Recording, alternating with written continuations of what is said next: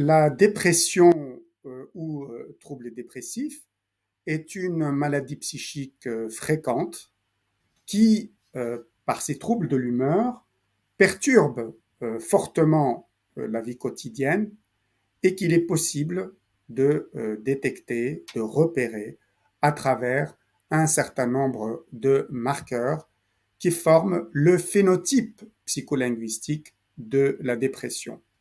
Dans ce phénotype, il existe plusieurs types de marqueurs, dont les marqueurs cognitifs. Les marqueurs cognitifs renferment des mots, des expressions et des phrases, par exemple, des mots toujours négatifs, inutile, futile, jamais, par exemple, je suis inutile, tout ce que je fais ne sert à rien. Des expressions du type qui traduisent des croyances dysfonctionnelles, naturellement, sur soi en particulier, je ne vaux rien, personne n'a besoin de moi, ou encore des phrases qui indiquent des pensées récurrentes sur l'échec et le désespoir. Par exemple, pourquoi est-ce que je rate tout ce que j'entreprends? Il existe également des marqueurs psycholinguistiques qui font partie du phénotype émotionnel de la dépression. Ces marqueurs émotionnels sont associés généralement à la tristesse ou à la perte, le vide, le désespoir. Par exemple, je ressens un vide immense au fond de moi.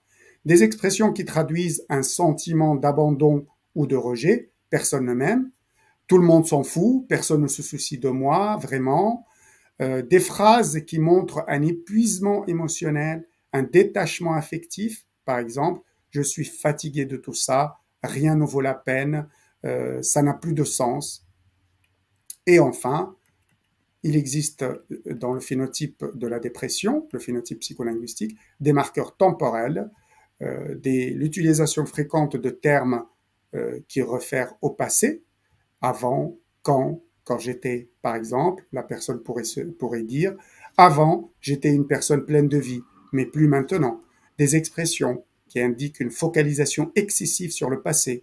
Tout semblait mieux avant, maintenant tout est gâché. Des phrases qui traduisent une incapacité à se projeter dans l'avenir. Par exemple, je ne sais même pas comment imaginer un futur pour moi.